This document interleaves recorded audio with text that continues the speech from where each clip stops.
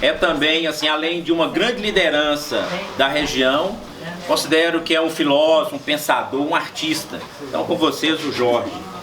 Não conhece o Jorge? Caraca, me deixou sem graça, exagerado. Pessoal, bom dia a todos. Embora estivemos juntos a manhã toda, mas não nos cumprimentamos assim. Bom dia a todos.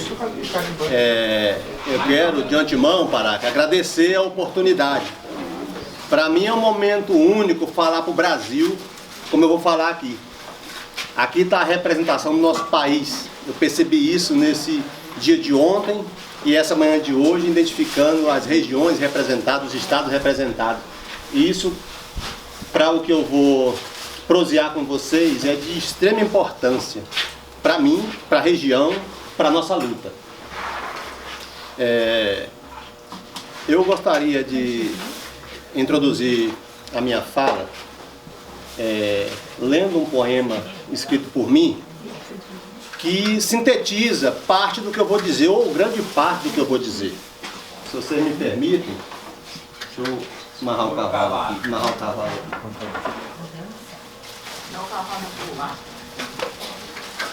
Frutos de uma saudade. Eu mal posso ver a hora dessa grade se abrir. Sentir o ar da liberdade e ir para longe daqui, matar toda essa saudade da querida Buritis.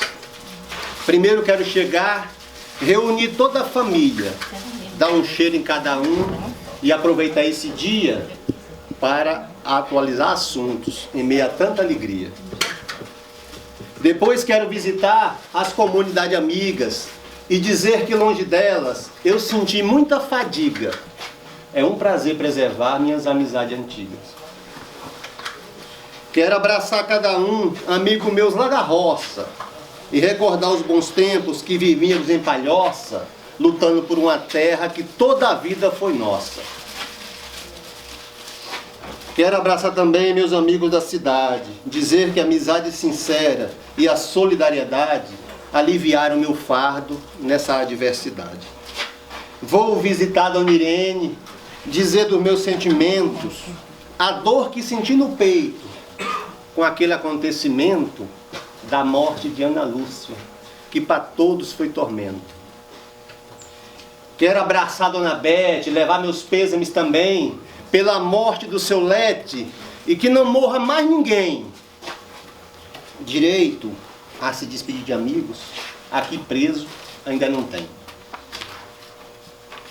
Eu preciso ir embora lá para o meu Buritis. Na verdade eu nem sei o que eu estou fazendo aqui. Isso aqui não é para mim, o meu lugar é aí. Quero comer um milho assado, um engrossado de frango, e no Geraldo da Petur, que começo visitando, comer um gostoso mingau e bater aquele rango. Quero ver carro de boi na linda festa cantar, assuntar Micaricuia, ver o povo se alegrar, pescar um mandim bem gordo e um banho de rio tomar. Vou lá em minha avó santa para ela me abençoar e apreciar uns biscoitos que ela sabe preparar. E dizer que suas rezas fez mais leve o meu penar. Agradecer Dona Badia por cuidar dos netos seus, que embora sendo a avó, fez um papel que era meu. Alimentou e deu carinho melhor do que fosse eu.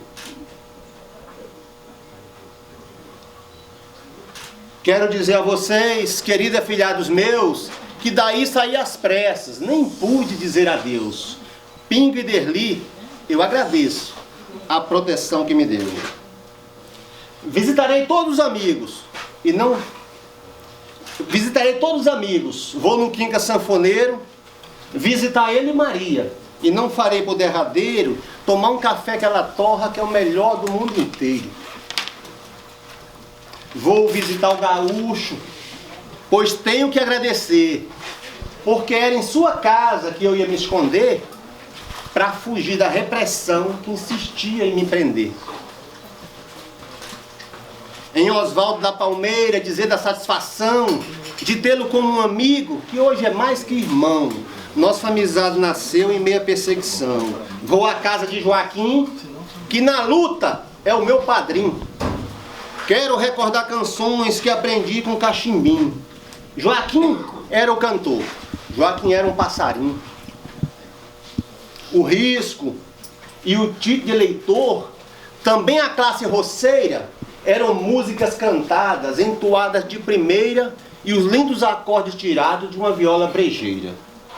O Risco que corre o pau, corre o machado. Não há o que temer. Aquele que manda matar também tem que morrer. Nós estamos em guerra. O lado de lá já decretou, pois já paga o pistoleiro para matar o trabalhador. Tito de Eleitor. Só tem uma enxada e o Tito de Eleitor para votar em seu fulano educado, que nada faz pelo pobre agricultor que não tem terra para fazer o seu roçado. Esse país é do tamanho de um continente, mas não tem terra para o homem da mão grossa. De norte a sul, do nascente ao poente, vivo à procura de um lugar para fazer roça. A classe roceira. A classe roceira e a classe operária, ansiosa esperam a reforma agrária, sabendo que ela dará solução para a situação que está precária. Saindo um projeto do chão brasileiro e cada roceiro planta a sua área. Sei que na miséria ninguém viveria e a produção já aumentaria 500%, até na pecuária. Com esse choque ideológico, Joaquim me catequizou. Cantando esses lindos versos, uma venda retirou dos olhos da consciência que por anos me acompanhou. Oh, passarinho cachimbim, eu quero te ouvir cantar. Bote cordas na viola que ainda vou te visitar para recordar as canções que um dia me fez chorar. Eu tenho no meu quintal bonitos pés de piqui, pés de araticum, mangaba, cagaita e murici. Um pé de galinha não tem para comer aqui. Faz falta as mínimas coisas, até nem ando sadio. Mas sentir um capoeirinha queimar na palha do milho, de imaginar esse cheiro, me dá até arrepios. Levantar amanhã bem cedo e procurar o caminhar, rodeado de crianças e a azaleia ordenhar, tirar o leite pro queijo e um bom café ao coar.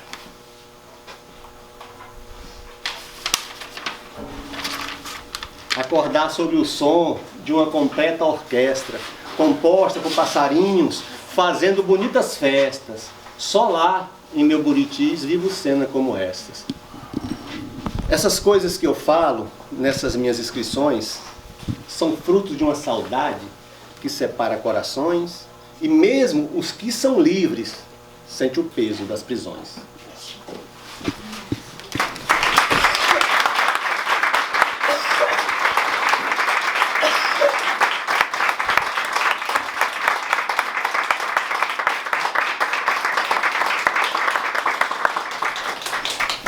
Bom, companheirada, eu vou tentar ser o mais breve possível, mas tanto a defesa do nosso território, a defesa do nosso sertão, como também expor o quadro de perseguição, a criminalização dos movimentos sociais que lutam nesse campo, é importantíssimo que a gente aproveite um espaço desse, que eu vou dizer que é único, eu estou falando para o Brasil, tenho consciência disso, e que as notícias dos acontecimentos que ocorrem aqui dificilmente traspassa a porteira do sertão para fora.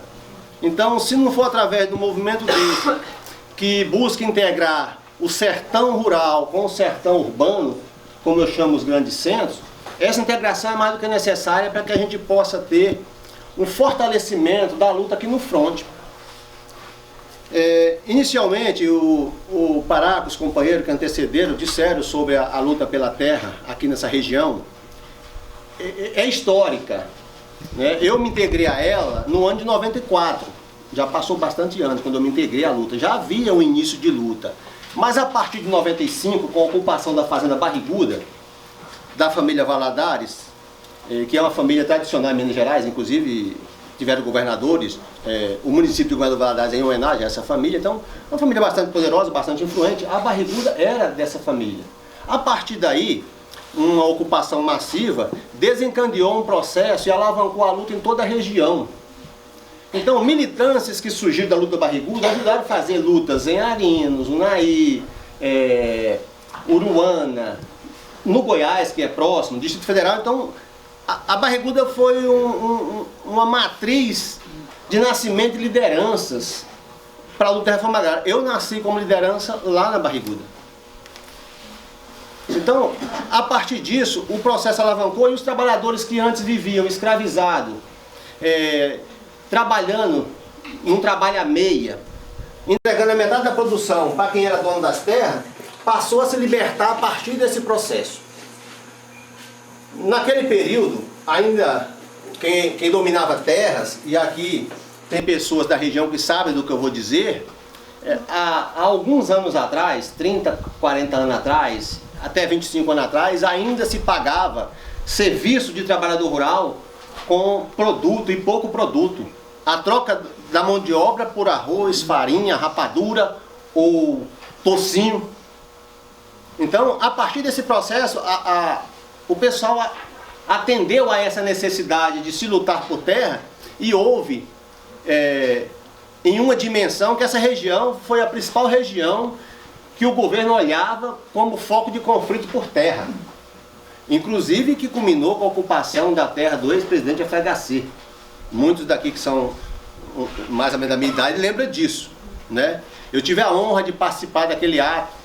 Fui um dos 15 presos que foi para a Polícia Federal por ocupar a terra do Tucano Mor, o FHC. Então, Buriti tornou-se, a exemplo do Pontal do Paranapanema, aqui em Minas era a região semelhante ao Pontal naquela época, tinha uma luta muito forte também, de luta por terra. Bom, em Buritis hoje tem 22 assentamentos a partir daí, 22 assentamentos em Buritis. Aqui em Arinos a quantidade é semelhante, também a partir dessa data que eu falo, 95, ocupação de Barriguda, pressão através do FHC, enfim. Esse é um contexto mais geral do que foi o Levante e o que a gente conquistou até agora. A dificuldade sempre foi, a partir de conseguir a terra produzir, foi falado aqui também. O exemplo é, você fica acampado, e a gente tem que dizer isso e reconhecer isso, e o governo sabe disso. Você fica acampado 5, 6, 7, 8, 10, 13 anos. O recorde de ocupação para resolver uma terra aqui é 14 anos. De áreas que eu acompanhei. 14 anos embaixo da lona lutando para poder o governo resolver uma questão. Aí você fica totalmente desestruturado. Se você chegou com alguma coisa no acampamento, você perde. Porque você vai comer aquilo que você chegou com alguma coisa. Então você vende o fogão, vende às vezes a cama, faz o giral de vara dentro da barraca e vai se sustentando.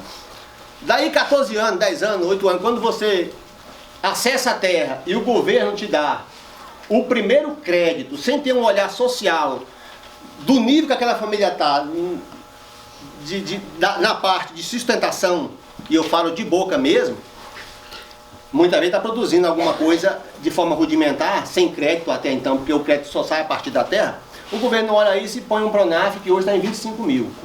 E entrega o lote sem nada, entrega um Pronaf 25 mil e a família tem com 25 mil. Isso preço de hoje.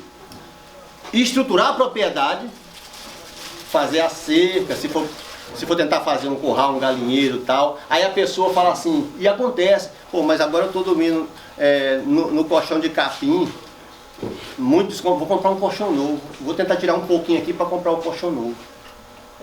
Vou comprar uma roupa por menino.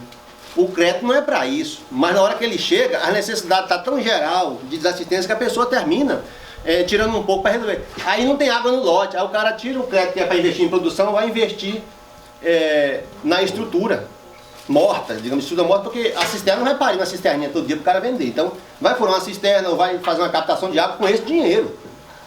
Aí não tem energia. Aí o cara às vezes inventa de colocar uma placa solar, às vezes para iluminar a nova morada, enfim. Tudo isso somado, 25 mil vira nada, ele não vai te dar retorno. Mesmo se você investir ele, aplicar ele todinho, o que você vai fazer com 25 mil para gerar uma produção e ter acesso ao mercado? Ninguém faz. Essa conta não fecha. Inclusive os técnicos que elabora os projetos, tem a maior dificuldade de demonstrar no projeto de forma escrita a capacidade de pagamento. Ninguém fecha essa conta, mesmo se aplicar na íntegra. Então essa é a dificuldade inicial, e daí é um crédito que, se você não pagar ele, você fecha o crédito no banco. Porque até então o Pronaf, ele é a garantia da União, o risco é da União, 25 mil risco da União. Se você quiser avançar para outra linha de crédito, você tem que ter outras garantias. Aí a partir daí você não rompe, você fica estagnado nesse ponto inicial. Você pega um Pronaf 25 mil e acabou. E aí o assentamento fica entregue da forma que está, e os governos não têm compromisso de resolver essa questão.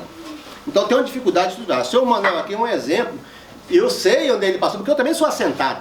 Eu moro na roça, eu moro no assentamento. Eu vim para a luta da reforma agrária, não foi para ajudar a fazer o barulho político, eu vim para buscar minha terra. Esse era o meu grande sonho. Por acaso, acharam que eu servia para alguma coisa e eu me tornei uma liderança, me colocaram nesse aí. Mas o meu sonho inicial, eu vim com minha família para a luta, para a ocupação de terra, para buscar a minha terra. Então eu sei que o São Manuel passa para chegar a esse nível. Não é fácil. Por mais que as pessoas que olhem e falem, não, é um engenho que deve custar hoje uns 3 mil reais, é um desintegrador para moer a mandioca ali e os fornos de farinha. Bom, montar isso envolve aí no mínimo um custo com barracão, envolve no mínimo aí, São Manuel está com 10 mil aplicados ou mais, só de 10 a 12 mil aplicados aqui fazer o barracão e botar as maquininhas. E aí se você fosse fazer isso com o Pronaf, você ia ter que comprar um maquinário, aí tinha que ter dinheiro para corrigir o solo para plantar uma cana, dinheiro para adubar a cana, dinheiro para plantar o mandiocal, senão você não faz farinha. Então você montaria a estrutura, mas não tinha o que beneficiar. Então, só dá uma noção geral do que é esse crédito para a reforma agrária, o que ele termina gerando muito problema. Bom, região de muita terra concentrada, muita gente bacana com terras nessa região e uma luta acirrada. O movimento chegou a ocupar a terra do FHC, como eu citei, ocupou a terra do ex-embaixador Frecha de Lima, tudo isso para fazer pressão política para o processo andar. Falar, essa região, já que vocês estão aqui dentro da região, o protesto é para que vocês ajudem a resolver as questões que tem pendente. Do Frecha de Lima, uma área importante ocupada, que hoje é assentamento, é a área do irmão do Homem da Mala, do Rodrigo Rocha Loures. Então o irmão dele é Rogério da Rocha Loures, tem área aqui em Uruana, ela foi ocupada por nós também, hoje é assentamento. Então, as pessoas importantes que faziam vizinhança conosco, quando a gente podia, davam uma perturbada para poder chamar a atenção e dizer, olha, tem um problema aqui, terminou sobrando até para o Tucano Mor. Então, depois disso, a concentração continua, embora tendo desapropriado muitas áreas, Buritis, Arinos, Unaí, a concentração continua ampliando, porque os grandes fazendeiros, todo dia compravam um pedaço a mais, ou de quem estava desmotivado para ir embora, um pequeno proprietário, e ia juntando. Então a concentração, nós carregamos água no balaio, que nem diz aqui no interior, carregamos água na peneira, porque a concentração hoje, ela é muitas vezes maior do que era em 95, quando começou o processo de luta.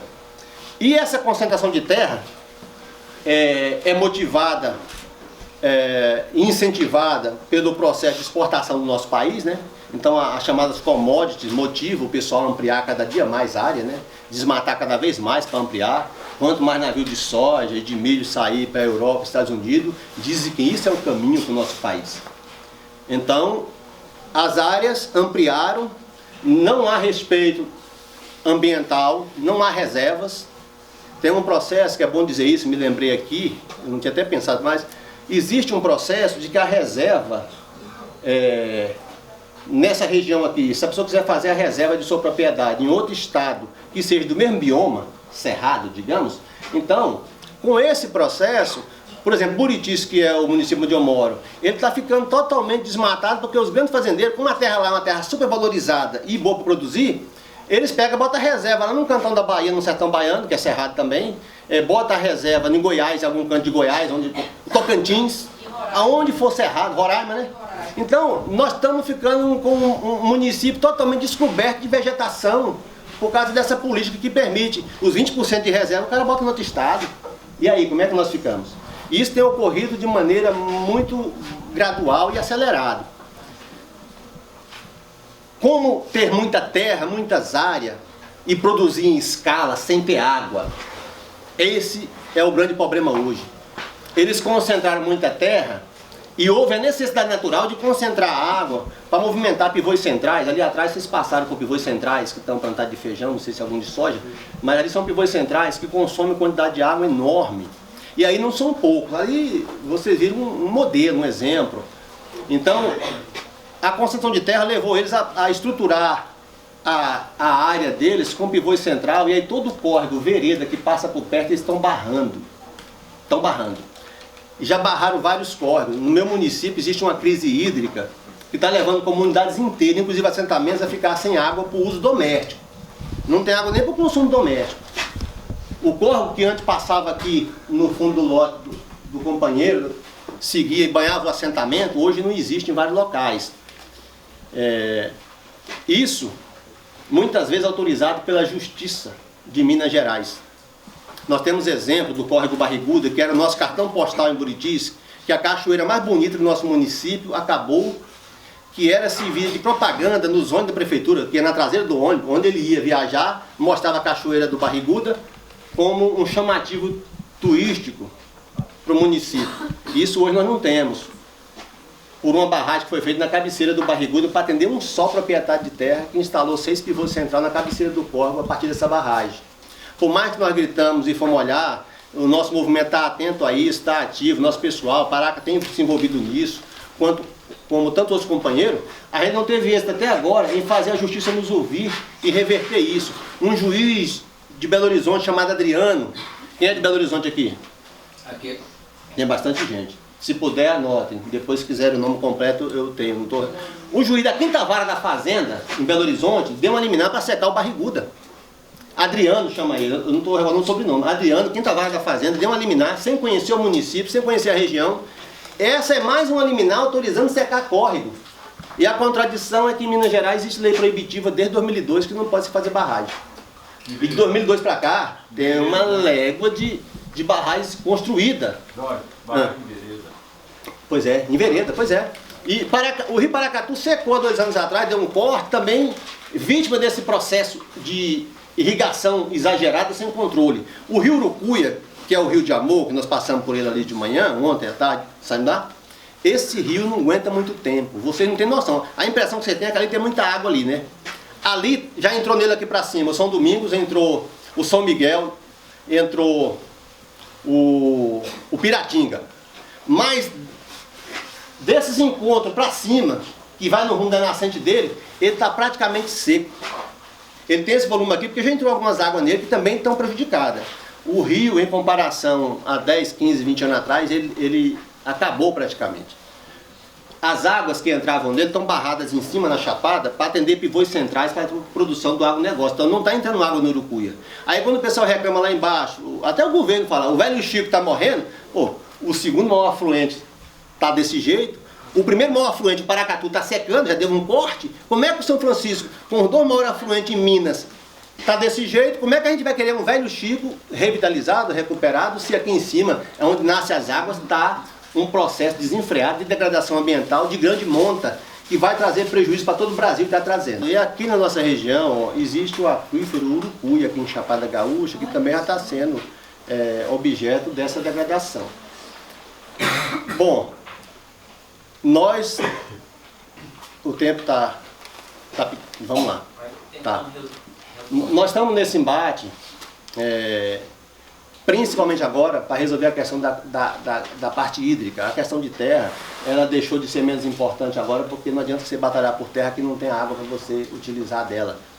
Então eu tenho a esperança, assim, de que um contato com pessoas da capacidade que vocês têm de enxergar um Brasil para além do Brasil, lembrei Patativa da Serra, além do Brasil de cima, enxergar o Brasil de baixo e fazer uma aliança, estabelecer uma aliança que consiga fortalecer esses enfrentamentos aqui, enfrentar isso de maneira isolada. Quando eu falo movimento isolado, numa região que está isolada, não tem como romper isso. Então, de repente, essa aliança, essa vereda de interesse, e se perceber que há uma vereda de interesse entre nós do sertão rural com o sertão urbano, essa vereda de interesse pode nos ligar e fortalecer todo o embate, que é de interesse de vocês que estão na cidade também.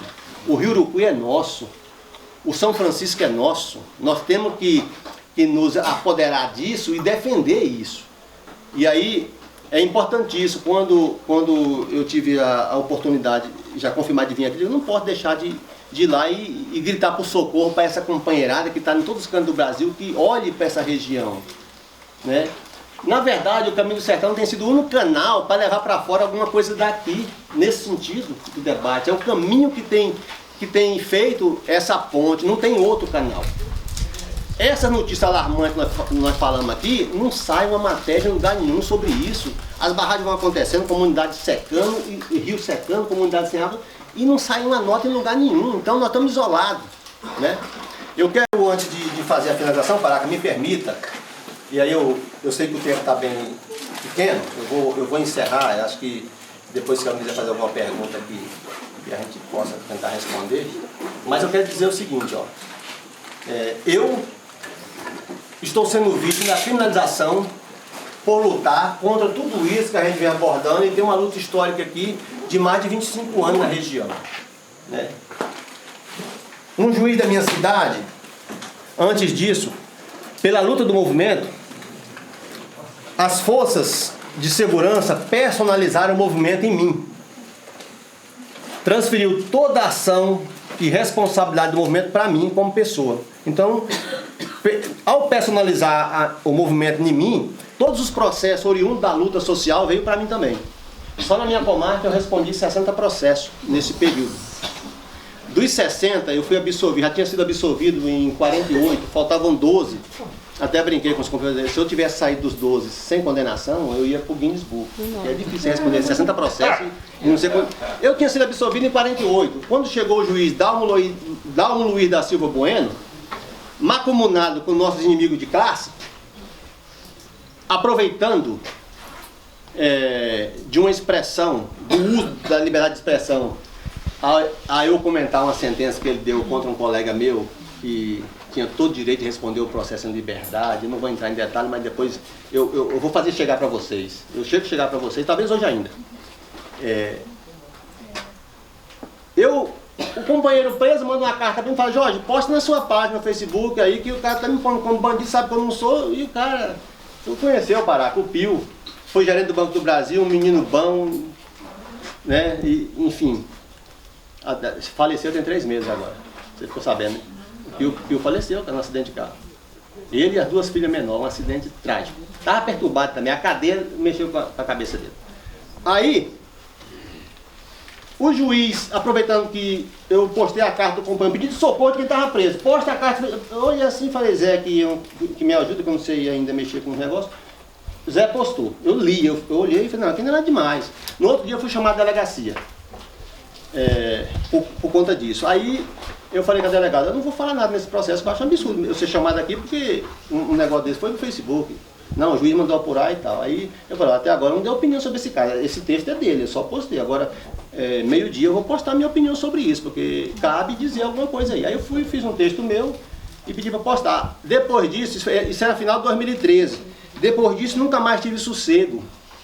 O juiz, numa semana, sentenciou 4 processos meus que estavam conclusos, desses processos da luta do movimento, somou 26 anos de cadeia, nos 4, né?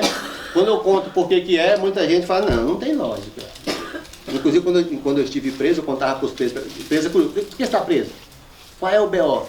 Quando eu contava, os presos riam e me achavam o cara mais fantasioso das coisas. Eu fui condenado, em 2003, o MST ocupou a agência bancária da minha cidade.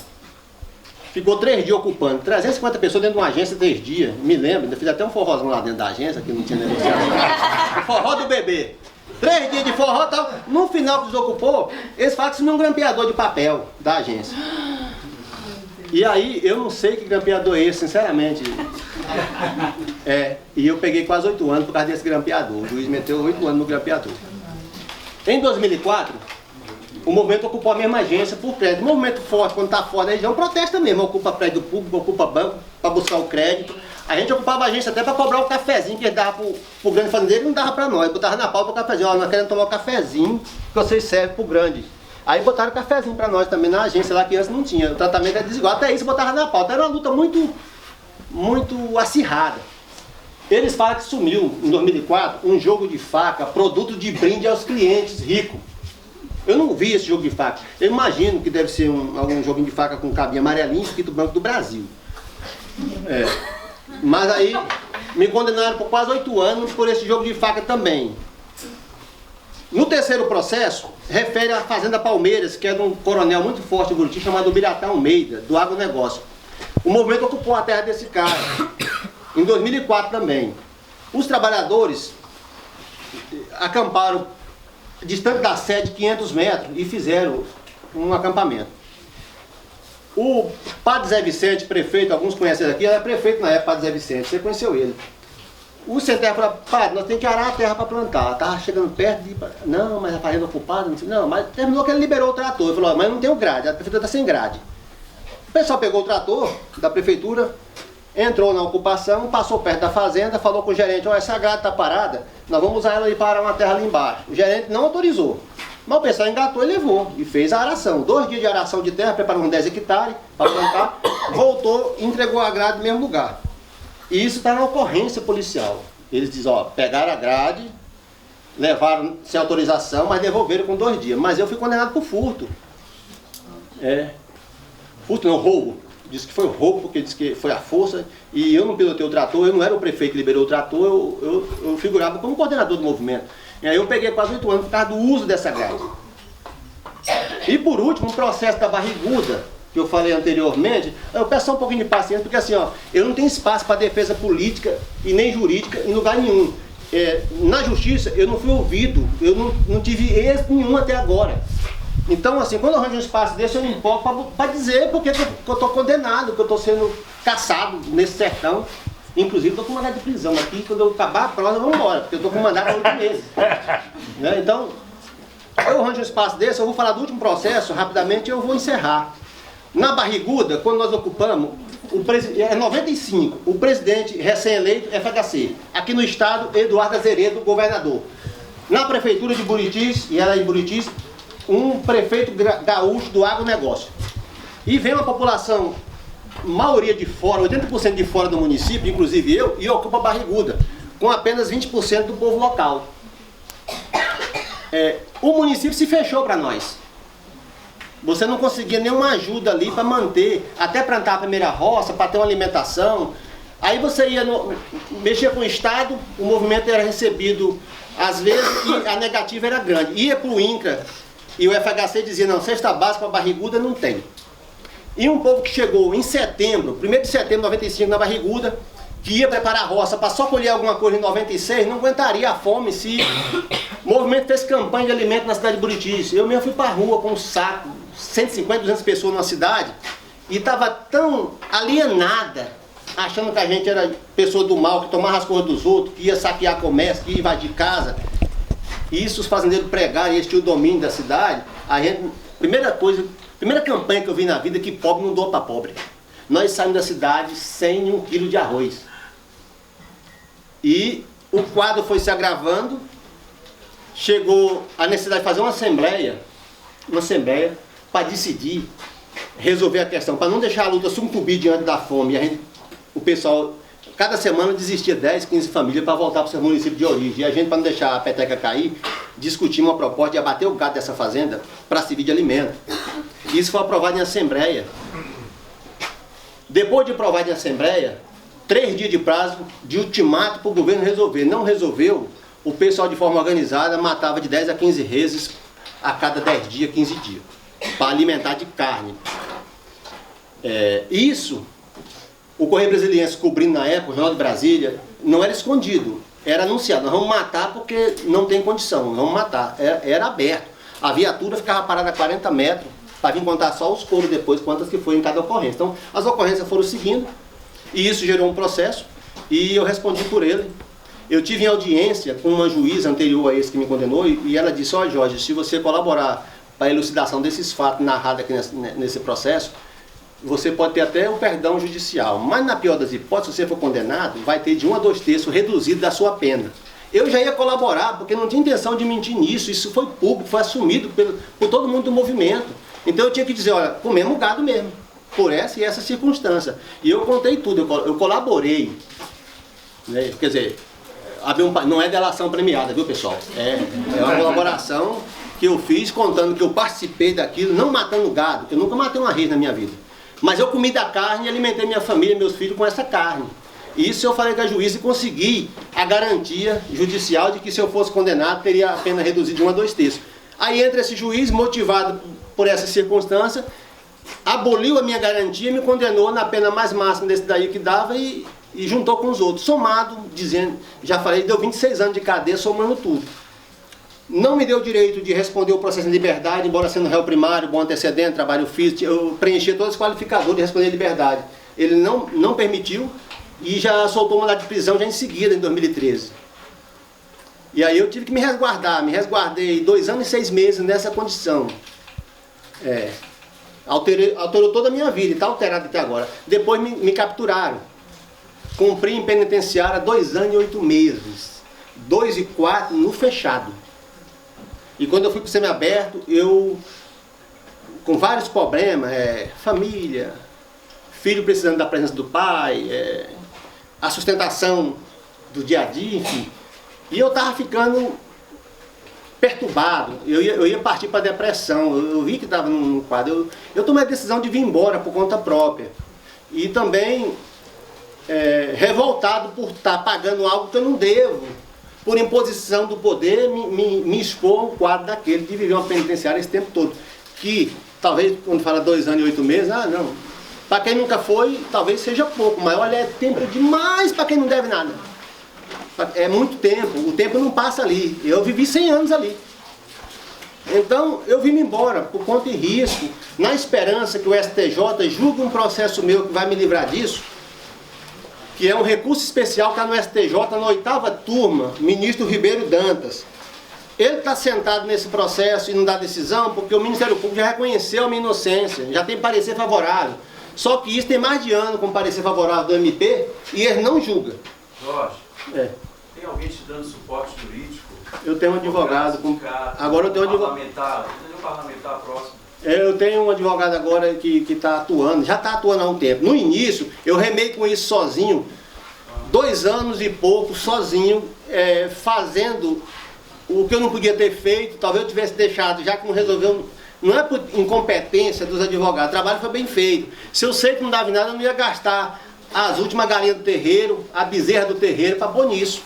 Eu gastei tudo que eu tinha para poder evitar de chegar no que chegou, de ir preso e tal. Depois que eu fui preso, mas o que adiantou eu ficar na precata, que dizem, então, e terminei vindo preso. Agora eu vim embora num ato de rebeldia e de contestação, na esperança que o STJ julgue meu recurso especial, que já está com a esperança é grande. O dia que julgar eu ganho. Agora, que dia que é? Quanto tempo eu vou ficar com a vida alterada? Vai fazer 6 anos que eu estou desse jeito. Terminei. Você fala que veio embora como assim? Eu fui para o semiaberto e vim, no semiaberto você pode ir para a rua para trabalhar de dia, voltar à noite ou vir em casa no saidão. Então eu tava de saidão, vindo e voltando, saí em casa, mas eu não estava mais suportando aquilo. Aí me deram a oportunidade de trabalho na rua, eu vim embora da rua, não voltei para a penitenciária. Quando eu resolvi vir, eu disse, não vou voltar para me ficar pagando. Outra coisa, eu estava trabalhando na rua para ganhar R$370 por mês. É pouco, mas ajudaria se pagassem. Eu trabalhei 4 meses e recebi R$1. Eu falei, pô, mas vai ficar trabalhando escravo aqui, eu vou me embora, eu vou cuidar de outra coisa. Porque a esperança que 370 ajudasse a pagar as visitas da esposa lá, né? Dava uma inteira, revisitavam, mas tinha gente lá com 6 meses, não tinha pegado R$1. Então, bota preso na rua para trabalhar, fazer firula com o prefeito, faz convênio com a prefeitura para limpar a cidade, remover esgoto, essas coisas. E depois eu trabalhei 4 meses na rua lá em Unai, dei minha contribuição. Até eu brincava, não, eu já ajudei Buritis muito, agora eu vou ajudar o Unai a limpar as praças e tal. Então eu vim embora nesse ato de contestar, dizer, não aceito. Eu nunca aceitei. Então, a minha esperança é que o STJ corrija, né? Bom, nesse intervalo, vou encerrar. Nesse intervalo, eu, para não enlouquecer, eu passei em vez de lavrar a terra, como sempre lavrei aqui, eu passei a lavrar palavras, frases, versos, capítulos, e estou terminando. Acho que em breve eu vou deixar um livro à disposição de quem queira ler parte dessa história e minhas poesias, porque eu fiz muita poesia. A poesia me salvou da loucura. Alguém me arruma um copo com água, por favor? Eu concluo agora. Então, a lavra diferenciada agora, que eu não tinha costume, eu fui até a 7ª série na escola e larguei para poder... Já tinha construído família, fui criar minha família e a escola ficou... Para nunca mais, eu imaginava, para nunca mais eu vou ter escola, eu vou cuidar da minha vida, da sustentação da gurizada. Então, ao cair naquela cela e pensando em todo o contexto disso que eu falei para vocês, da vida particular, familiar, da luta social, e eu imaginei assim, eu vou ter que fazer dessa cela a minha trincheira, eu não posso baixar a guarda ou me entregar no sentido de abdicar daquilo que eu acredito, porque fui preso, porque estou num castigo imenso. Eu fiz daquela cela a minha trincheira. E uma ferramenta que eu tinha pouco costume de usar, que é a caneta, eu fiz dela uma arma. Imagino eu, que eu fiz dela uma arma para ajudar a contribuir com uma luta aqui fora. Minhas poesias vai muito nesse sentido. Uma poesia contestadora, uma poesia de revolta, misturada com sentimento de muito amor também por aquilo que a gente acredita e luta. Então, nesse sentido, eu quero finalizar minha fala aqui declamando Carta a um Amigo, que eu fiz lá também. Tudo isso foi feito lá naquele inferno. Carta a um Amigo é minha contribuição para as reuniões de base, onde discute a questão do barramento, do secamento dos córregos. Então, o secamento do Barriguda nos marcou muito. E marca até hoje, é muito difícil ver o Barriguda se acabar como se acabou. E que a ausência dele interfere direto no Urucuia e que interfere no Velho Chico. Carta a um Amigo. Meu amigo Barriguda, escrevo para te dizer que não esqueço de ti, mas nada posso fazer, porque também vivo preso, me resta só te escrever. Estimado companheiro, quero aqui reafirmar um compromisso que fiz numa noite de luar, de lutar sem ter cansaço para poder te libertar. E quando eu sair daqui, vou logo te visitar nessa terrível prisão. E quero reafirmar que tu tem advogados e o alvará vai chegar. Os teus irmãos Taquaril, Bebedouro e Confins tiveram sentença igual e levam uma vida ruim, vivendo prisioneiros de um cativeiro sem fim. Extrema e Veredinha, eu nem sei se ainda tem jeito. Só poeira e sequidão existe dentro do leito, e isso só aumenta a angústia que trago dentro do peito. Quem chora por tu também é a gralha e a Juriti, que bebiam tuas águas e descansavam ali, mas da sombra de tuas margens foram obrigadas a sair. E o cantar de tristeza de todos os pássaros é notório, afinada orquestra fúnebre tocando em um velório. Eles velam um leito seco, quem me contou foi Honório. Não quero te deixar triste, mas seu Gonçalo falou que as famílias de lontras que você alimentou morreram de fome e sede quando teu leito secou. E naquele teu leito seco, urubus fez festa ali, com a morte de tantos peixes, não sobrou nem a cari. E do Vida Nova abaixo não existe um lambari. E como fica Urucuia com essa ausência tua? A água que ele tem hoje mal abastece a rua. O povo já reclamou, mas o Estado não atua. Urucuia está enfermo, é um rio sem alegria, pois sente a degradação que viola a sua bacia. As águas diminuindo e a morte é questão de dias. E quando morre um rio, também morre a esperança. Só no campo da memória conservamos a lembrança de um ambiente perfeito destruído por ganância. Velho Chico sente falta de vocês fazendo festa, contribuindo com ele e organizando a seresta para uma grande Piracema e compondo aquela orquestra. A festa foi triste. Não tem mais a alegria de quando vocês iam juntos de Minas para a Bahia, até chegarem em Sergipe viajando noite e dia. Sei que você foi detido por força de liminar. A ordem veio de um juiz para te aprisionar. Aquele mando de prisão fez o teu leito secar. Quem assinou a sentença e mandou te executar foi o juiz Adriano, trabalha em BH, na 5ª vara da fazenda. A ordem partiu de lá. Amigo, você é um caso à parte. Precisamos muita sorte. Eita sentença pesada! Embora a lei não comporte, você já foi condenado a uma pena de morte.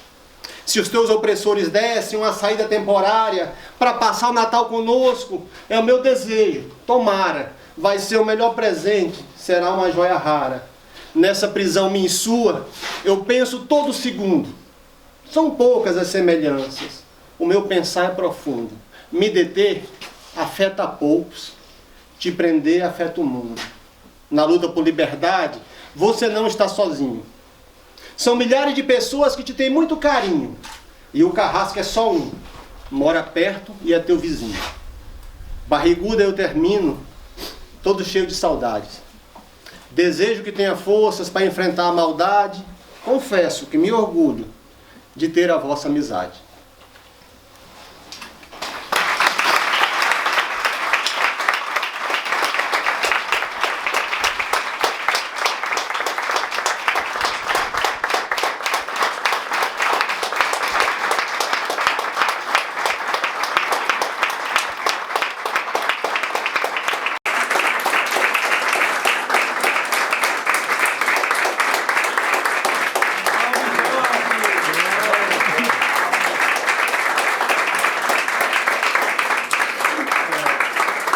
Meus companheiros e companheiras, eu quero agradecer de coração, mas ainda alongando um pouco. Antes eu vou falar um pouco do assunto aqui do meu livro, coisa rápida, mas só um minutinho, parar. Vocês me permitem? Só mais um tempinho? Eu sei que já vi que a caminhada ela é composta por maioria de mulheres, eu não posso deixar de prestar homenagem específica a elas. E depois eu concluo, parar. Eu quero ler Minha Avó é Feminista. Uma escrita que eu fiz aqui, deixa eu ver onde está aqui. Me surpreendeu a quantidade, acho que dá quase 2/3 da caminhada as mulheres aí. E conversei com alguma, vi uma muito forte ontem, que parece, ela me deixou na precata ontem, andando muito firme. Eu falei, mãe, que menina para humilhar a gente desse jeito? E caminhava firme, hoje eu vi ela, deu uma mancadinha de até que enfim deu sinal, porque não é possível, que é tão... Mas é uma mulher dura que eu vi aí ontem na caminhada, até falei com ela sobre isso. Falei, menina, você tá num preparo que Deus o livre.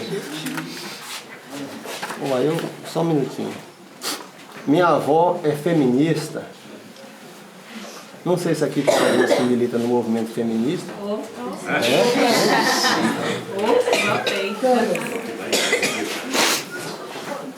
Minha avó é feminista, tá aqui, 125. Isso aqui é o esboço de um livro que eu estou tentando concluir, está perto de concluir. Está aqui. Não. Eu estou com as vistas ruins também, estou enxergando muito ruim. Aqui tá aqui. Vai melhorar. Tá aqui.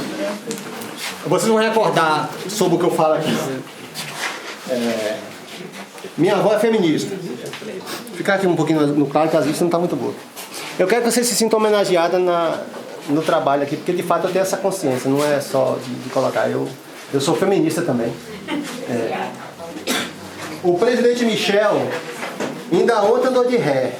Ao prestar uma homenagem pelo Dia da Mulher, perdeu o rumo da fala, fez maior sarapaté e com a fala confusa atirou no próprio pé. Michel disse: parabéns a vocês pelo seu dia, por cuidarem dos seus lares e zelar de suas crias, por ajudar seus maridos e servir de companhia, e quando vão ao mercado fazem muita economia. Minha avó, de 80 anos, na sala estava presente e assistiu o discurso, estava bem descontente. Vovó mudava de cor, também rangia os dentes, me perguntou 2 vezes: esse é o presidente? Depois que eu confirmei, vovó me deu uma lição. A mulher não é só isso. Mulher pilota avião, comanda navio de guerra, preside uma nação. Veja que Maria Bonita comandava Lampião. Foi ela a mulher rendeira que Lampião quis cantar. Vivia cantando a música por todo canto que há. Tu me ensina a fazer renda, que eu te ensino a namorar. E Maria disse a ele: cabra ruim, aprenda a amar. Tem mulheres que comandam muitas empresas globais. As que fazem cirurgia em leite de hospitais são diplomatas e atuam a nível internacionais. Mulheres não servem apenas para sambar em carnavais. Esse cabra teve exemplo, parece que não serviu. Foi vice de uma mulher que ao país presidiu, antes dele dar o golpe de forma rasteira e vil. Por essa razão não respeita as mulheres do Brasil. Minha avó, já bem nervosa, estava fora da casinha, saiu na porta da sala, entrou pela da cozinha. Nem precisou de bengala, a vovó caminhou sozinha. A sua raiva era tanta que vovó ficou novinha. Ela estava revoltada com aquela confusão. Minha avó estava elétrica por causa da aflição. Estava de tal maneira que eu faço a comparação que se fosse para dançar um funk, desceria até o chão. Só se for Marcela Temer, que está disposta a aceitar ser apenas boa esposa, recatada e do lar. Eu dispenso essa homenagem. O que ele fez foi atacar, ofendendo nós mulheres por não ter o que falar. E quem fala do que não sabe entra por caminho estreito. É melhor ficar calado para conservar o respeito. A fala desse Michel, se é que eu entendi direito, é a maior apologia ao crime de preconceito. Vovó já estava babando, faltava pouco infartar, caminhava pela casa, ia dali para colar, resmungando, inconformada, custando a acreditar que ouviu tanta besteira, resistindo em concordar. Meu neto, você está calado? Mas me responda então, esse Michel nasceu de um útero ou foi gerado em culhão? É pelo grau do machismo que eu faço a indagação. Nós mulheres evoluímos e ele vive na ilusão.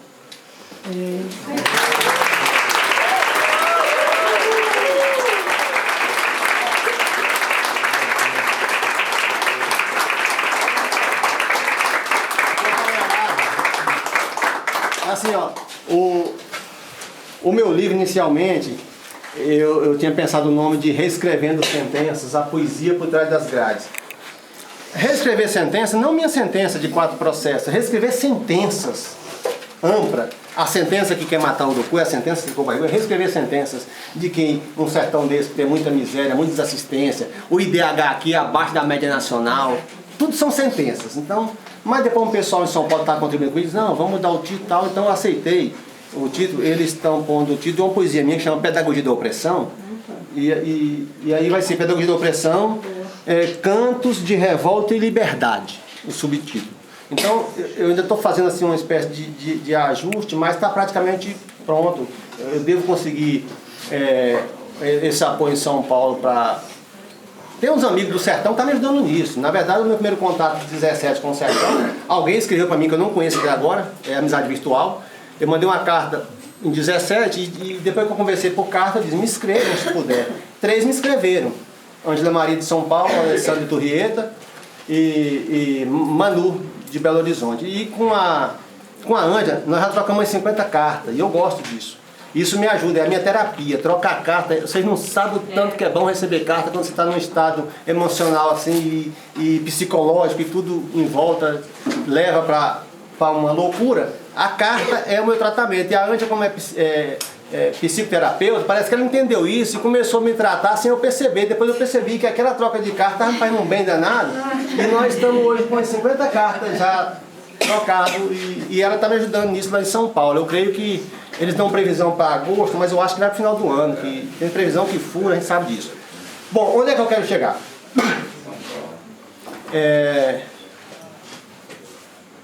Eu pedi para um companheiro meu imprimir esse livro, fazer igual os quartejadores, picar ele em partes. E eu quero oferecer isso a vocês, assim, para que vocês levem. E vai intercalando, se quiser conhecer o trabalho todo, ó, você vai pegar uma parte, você pega a outra, outra pega a outra, e vai até o Caminho do Sertão. Na volta vocês vão dar uma conhecida melhor no que tem aí. Claro que é muito difícil para mim dizer isso, mas eu digo assim, ó, eu vou propor para os companheiros do sertão já levar esse trabalho meu dessa lavra diferente que antes não tinha costume, e aqueles que puderem e tiverem a vontade de contribuir um pouco comigo nessa questão minha de fortalecer minha resistência, que não tem sido fácil. Então eu queria que vocês levassem, lessem meu trabalho e façam a troca. Inclusive está impresso até o prefácio. Um leva o prefácio, outro leva uma poesia, outro leva outra. Tem várias poesias aí. Wilson, tá aí? Eu não sei se vai ter para todo mundo, porque ficou 125 páginas, 124 páginas. Bom, tá aqui. Acho que não vai dar um para cada um. Você faz? Quem quiser tá aqui. Então tá, pega com o Sandino, tá todo o livro ali picado em partes. E no mais, pessoal, ó, eu quero agradecer pela atenção, de coração. Levem essa mensagem para fora do sertão. Se vocês, um ou outro, resolver integrar de maneira prática nessa luta aqui, procura a Paraca, porque tem tarefa todo mundo que quiser contribuir. Nós estamos há 2 anos tentando arranjar um advogado voluntário para poder atuar nessas causas, não conseguimos arrumar. E aqui não tem como pagar advogado, nós mesmos temos. Nós temos mal como ficar em pé. Então, assim, tem muita tarefa. Quem quiser defender o Rio de Amor do Guimarães e essa região, vamos criar um movimento focado nisso. Fortalecer o que já tem iniciativa aqui. Então tem tarefa. A pessoa pode estar em São Paulo, no Amapá, no Acre. Se quiser integrar um movimento que defende o Urucuí aqui, de lá contribui. Né?